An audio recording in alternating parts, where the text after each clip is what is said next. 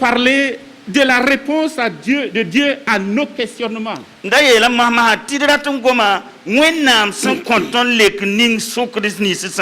À nos pourquoi. Dans la vie, nous avons des sujets devant lesquels nous nous demandons qu'est-ce que Dieu fait.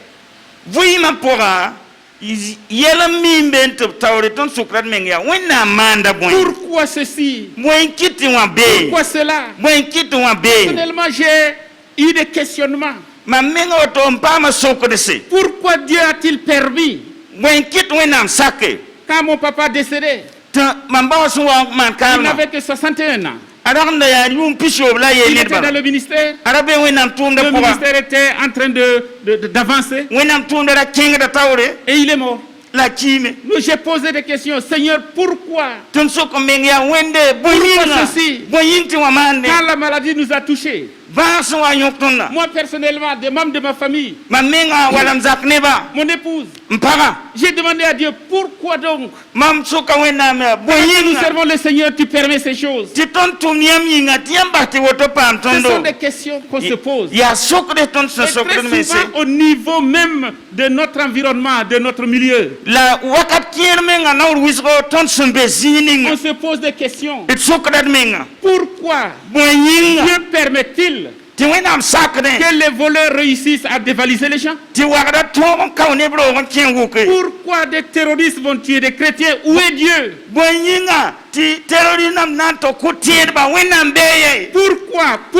Pourquoi? Je veux vous dire, mes frères et mes sœurs, ces questionnements, nous ne sommes pas les premiers à les poser. Dans la Bible, nous avons des personnages qui ont posé ces questions. Job s'est posé la question pourquoi? Pourquoi les justes souffrent-ils? Pourquoi je suis atteint de cette sorte? J'ai perdu mes enfants. J'ai perdu mes richesses. Je suis malade. Pourquoi? Ses amis sont venus. Ils lui ont dit, c'est parce que tu as péché. Parce que Dieu punit les pécheurs. Job dit, je sais que mon Rédempteur vit. Un jour, je me tiendrai devant lui. Il me rendra justice. Alléluia. Alléluia. Il s'est posé cette question. Et quand nous arrivons à David, David s'est posé cette question. Pourquoi celui qui ne suit pas Dieu, celui qui ne craint pas Dieu, le méchant, pourquoi prospère-t-il? Pourquoi il a de l'embonpoint? Pourquoi il semble ne pas être touché par les fléaux qui sont sur la terre? Marche avec toi. Pourquoi ces choses m'arrivent? Psaume 73 nous parle de la part d'Azaph. Pourquoi? Notre Seigneur Jésus a posé la question. Est-ce que vous pouvez le croire? Jésus était sur la croix. Il s'est écrié, mon Dieu, pourquoi m'as-tu abandonné? Pourquoi m'as-tu abandonné? Nos questionnements ne doivent pas traduire notre incrédulité envers Dieu. Les questionnements envers Dieu ont poussé certaines personnes à dire Dieu n'existe pas. Ils sont arrivés à cette extrémité. Il n'existe pas. Il n'y a pas de Dieu. Et d'autres ont dit Dieu, il existe, mais il n'est pas plein d'amour pour les gens. Il a abandonné sa création. Il les laisse gérer leur situation. Ceux qui ont dit Dieu n'existe pas, ils ont dit si jamais Dieu existait, il n'y aurait pas le mal sur la terre. Il allait avoir la force et la puissance d'arrêter le mal. Pourquoi un enfant va naître aveugle? Pourquoi une mère va s'en aller en donnant la vie? Pourquoi les injustes prospèrent? Nos questionnements. Dans la Bible, il y a eu un prophète. Au lieu de parler de la part de Dieu, il a parlé à Dieu de la situation dans laquelle il vit. Être prophète, c'est parler de la part de Dieu. C'est transmettre le message de Dieu. Mais ce prophète-là, Dieu a ouvert ses yeux pour qu'il voit la situation dans laquelle la société est. Et il a posé des questions à Dieu. Nous allons lire ensemble le livre du prophète Habakkuk. Habakkuk chapitre 1.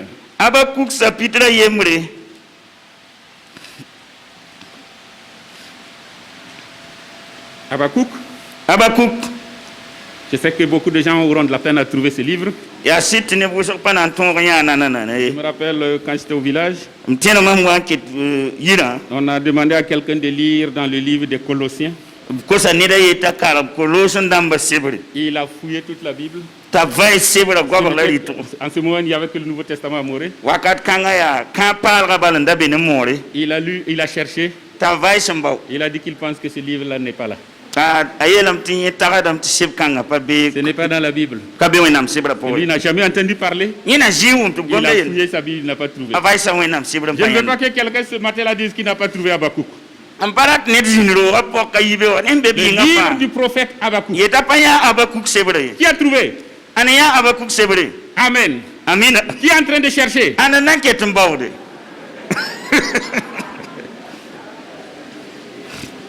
Amen. Amina. Habakkuk chapitre 1er. Habakkuk chapitre Jusqu'à quand, ô Éternel, j'ai crié et tu n'écoutes pas. J'ai crié vers toi à la violence et tu ne secours pas. Pourquoi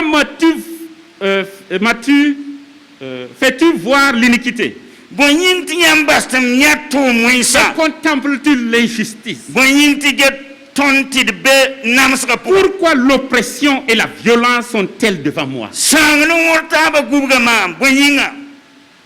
Il y a des querelles et la discorde s'élève. Aussi la loi n'a point de vie. La justice n'a point de force. Car le méchant triomphe du juste. Et l'on rend des jugements iniques.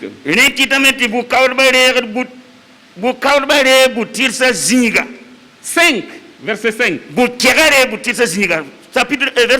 La réponse de Dieu. Voici, jetez les yeux parmi les nations. Regardez et soyez saisis d'étonnement, d'épouvante, car je vais faire en vos jours une œuvre que vous ne croirez pas si on la raconte. Voici, je vais susciter les Chaldéens, peuple furibond et impétueux, qui traverse de vastes étendues de pays pour s'emparer des demeures qui ne sont pas à lui. Ses chevaux sont plus rapides que les léopards, plus agiles que les loups du soir.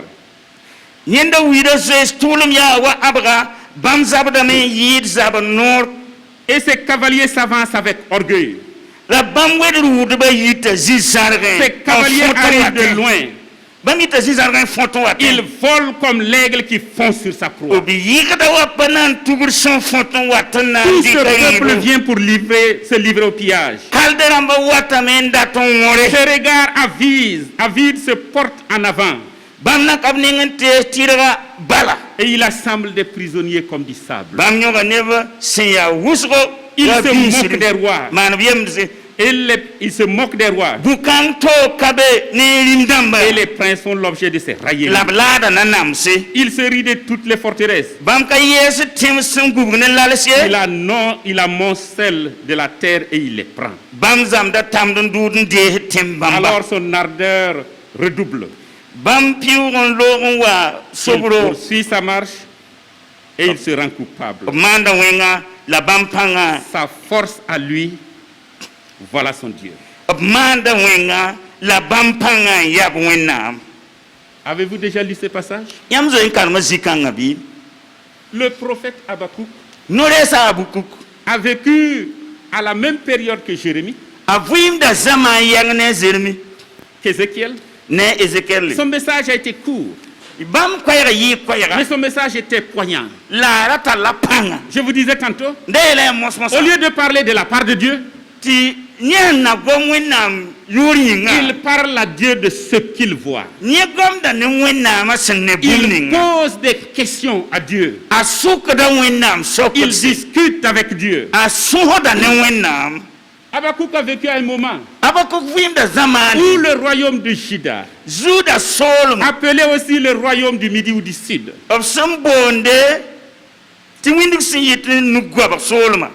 ce royaume était composé de deux tribus. Parce que les autres se sont séparés à la mort de Salomon. Son fils a pris le pouvoir. Ce royaume unifié par David, Salomon a géré avec sagesse. Mais son fils Roboam n'a pas eu la sagesse de son père. Son père, à cause des grands travaux, les grands chantiers, il a fait que le peuple ait travaillé beaucoup. Ils ont payé beaucoup d'impôts. Il y a eu beaucoup de taxes pour construire le temple, pour construire les palais, pour construire les écuries de Salomon. La tâche était lourde. Mais le peuple a vécu cela sans murmurer. Mais à la mort de Salomon, son fils est monté au trône et 10 tribus sont venues le voir. Et ces 10 tribus avaient devant elles Jéroboam. Ils sont venus. Ils ont dit au nouveau roi, nous te demandons au roi, diminue les impôts. Diminue ces tâches, ceci, cela. Le peuple est fatigué. Roboam a dit, vous avez bien fait de venir. Donnez-moi quelques jours. Je vais aussi consulter mes conseillers. Il a vu les personnes âgées. Ils lui ont dit, écoute la voix du peuple. Tout pouvoir qui veut se perdre, c'est quand il commence à ne plus écouter son peuple. Quand il n'écoute plus son peuple, il se confie en sa propre force, à ses propres stratégies. Ils sont en train de perdre. Les mots aussi disent, Nevlana, c'est le peuple qui fait le trône. Nevlana, c'est le peuple qui fait le pouvoir. Quand un pouvoir commence à ne pas écouter son peuple, il n'écoute pas les avis de son peuple. C'est un pouvoir qui va à la dérive. Et Roboam n'a pas écouté les vieux. Ils lui ont dit, écoute le peuple.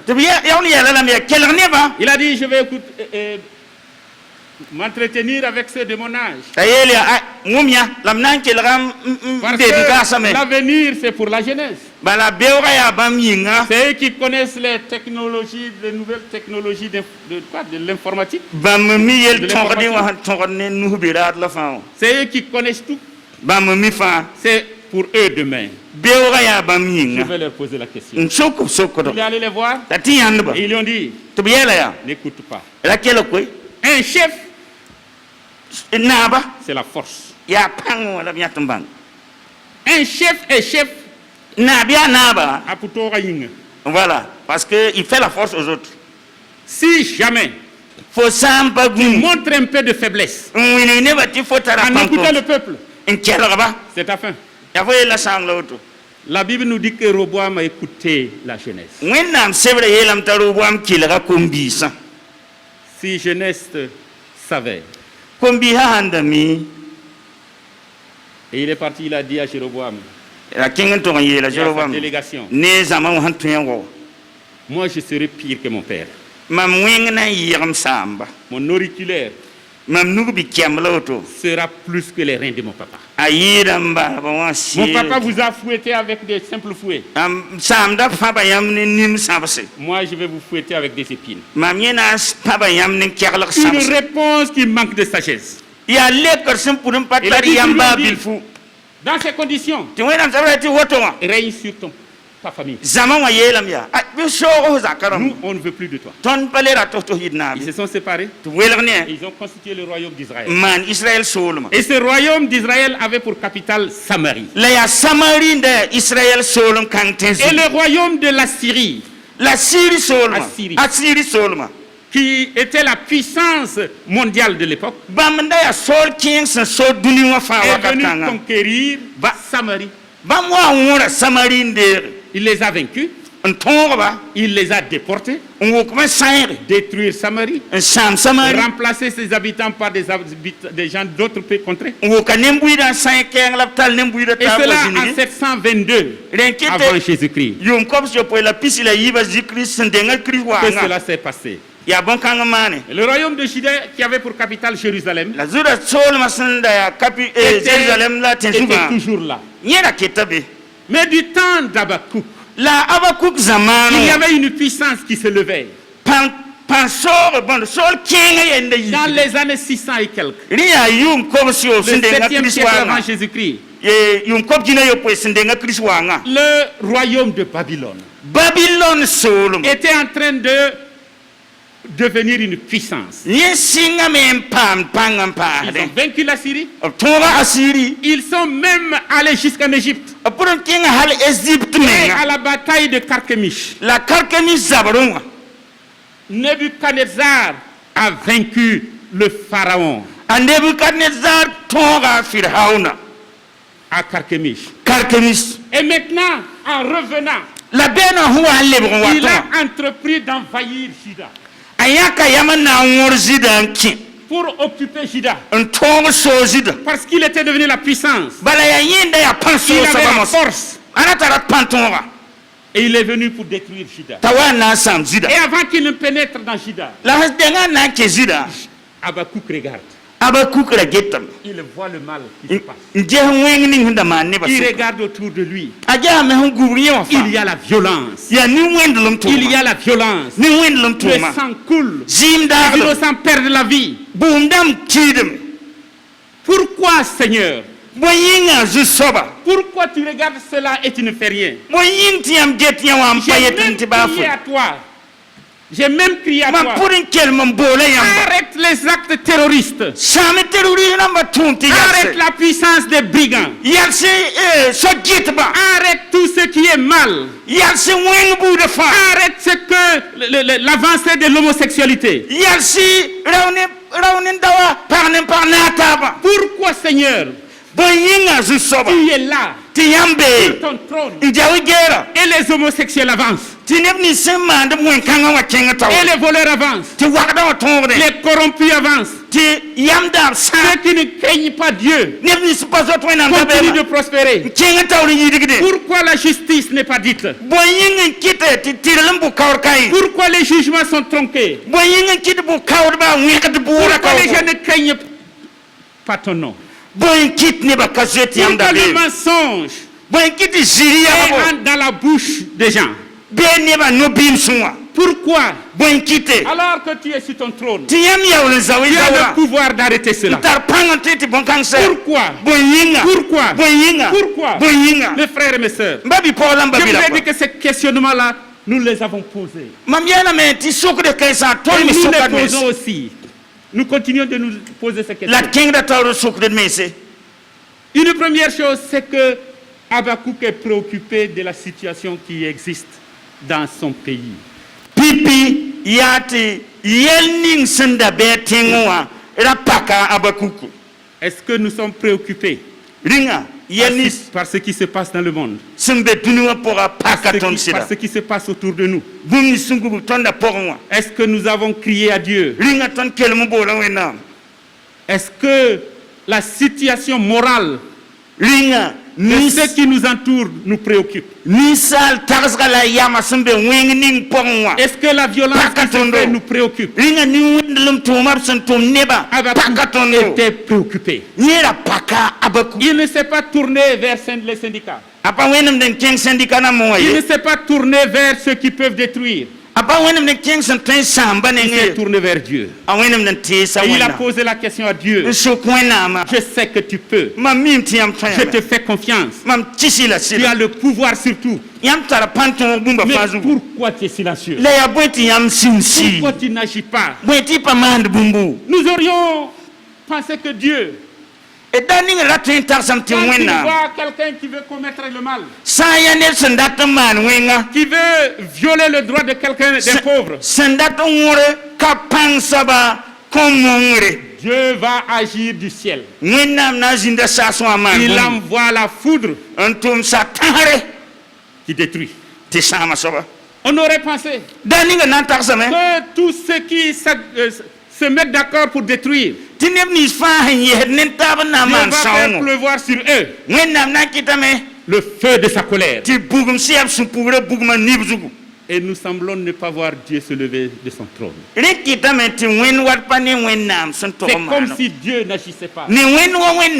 C'est comme si Dieu a laissé son peuple, le peuple à son sort.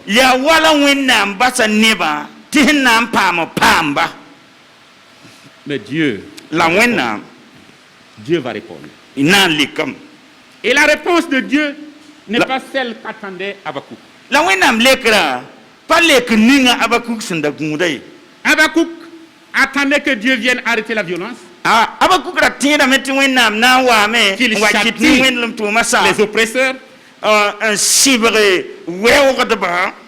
Mais ce n'est pas ce que Dieu fait. Directement, ce qu'il fait, il suscite un peuple, les Chaldéens, les Babyloniens. Et il dit au prophète, tu penses que je ne vois pas? Tu penses que je n'agis pas? Tu es limité dans ta vision d'homme. Tu es limité parce que ton existence sur cette terre est limitée. Tu ne vois pas au-delà de ta propre existence. Mais moi, je vois plus loin. Moi, je vois la fin même de l'histoire de l'humanité. Moi, je vois tout. Je connais tout. Et j'agis en temps opportun. Selon mon omniscience, j'agis. Toi, tu ne sais pas. Moi, j'ai suscité les Babyloniens. Ils vont venir. Et nous avons lu la description de ce peuple. Un peuple furibond.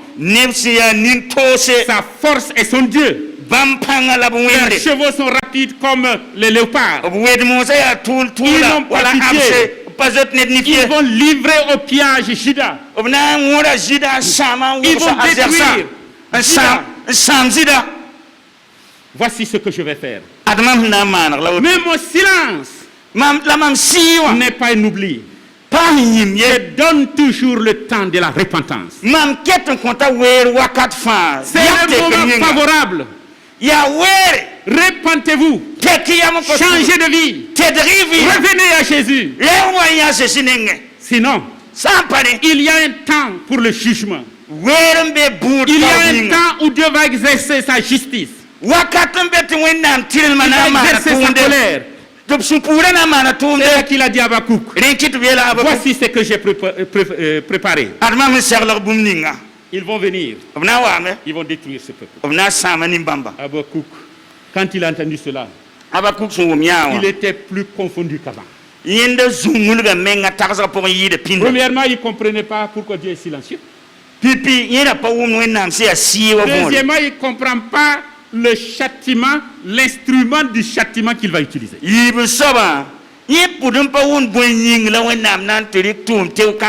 Pourquoi, Seigneur, tu vas prendre un peuple qui ne connaît même pas ton nom, qui adore des idoles. Et c'est ce peuple-là qui va exercer le jugement de Dieu sur le peuple de Juda. Oh Seigneur, ça c'est, on ne comprend plus rien. Nous, même si nous désobéissons, au moins il y a quelques justes parmi nous. Il y a des gens qui connaissent quand même ton nom. Mais ces Chaldéens, ce sont des féticheurs, c'est des charlatans, c'est des gens qui ne connaissent pas ton nom. Comment? C'est eux qui vont venir châtier ton peuple. Il est complètement désemparé. Je lui dis, ce que j'ai dit va arriver. Ce que j'ai dit va arriver. Et Habakkuk n'a que 3 chapitres. N'a que 3 chapitres. Au dernier chapitre, il va dire, je suis convaincu que ce que tu vas faire là, c'est juste. Même si je n'ai plus rien. Même s'il n'y a plus de bœufs. Les bœufs. Il n'y a plus de brebis. Il n'y a plus de nourriture. Nos économies sont parties. Je vais me réjouir toujours en l'Éternel. Je vais me réjouir toujours en l'Éternel. Et il dira, quelle que soit la situation, le juste vivra par la foi. Dans une situation qui ne comprend pas, où Dieu semble silencieux, où la verge de la correction vient d'un peuple barbare. Il dit, même surtout dans cette situation, le juste vivra par la foi, pas parce qu'il voit, mais il vivra par l'espérance vivante que Dieu donne, par l'espérance vivante que Dieu nous donne par son Fils Jésus-Christ. Nous ne pouvons pas tout comprendre. Si nous comprenons tout, nous serons Dieu. Mais nous ne pouvons pas tout comprendre. Mais nous devons vivre par la foi. Nous pouvons vivre par la foi. Croire en ce que Dieu a dit. Espérer toujours en lui. Lui rester fidèle. Même si tout disparaît. Même si je perds mon travail. Même si les miens m'abandonnent.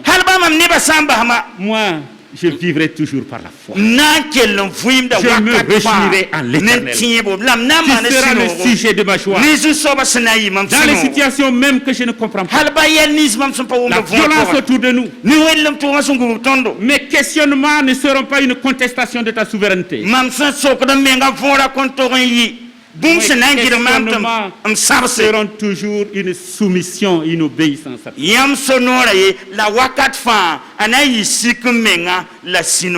Frère, ma soeur, certainement tu as des questions. Tu as posé des questions à Dieu. Pourquoi tu m'as arraché un tel? Pourquoi mon mariage a été brisé? Pourquoi mes fiançailles ont été rompues? Pourquoi ma maison a pris feu? Pourquoi les miens m'ont abandonné? Pourquoi? Je veux me réjouir en l'Éternel. Comme Job a dit, que le nom du Seigneur soit glorifié.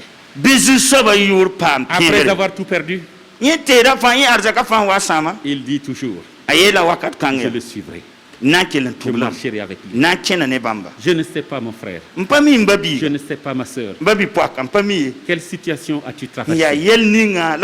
Et tu as posé des questions à Dieu. Et tu sembles n'avoir pas de réponse. Et le prophète Habakkuk nous apprend que Dieu est toujours sur la trame de l'histoire.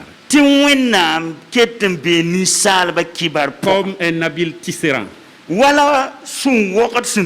il tisse une étoffe multicolore d'une grande beauté. Ce n'est qu'à la fin de l'histoire que nous comprendrons tout. Et nous savons que le jour viendra où l'agneau qui est sur le trône se lèvera et jugera les nations. Et jugera les nations. Toutes les nations viendront devant lui et il les jugera. Et ça, c'est la finalité de l'histoire. Nous comprendrons alors comme nous sommes connus aujourd'hui. Aujourd'hui, nous ne pouvons pas tout comprendre. Quand l'agneau sur le trône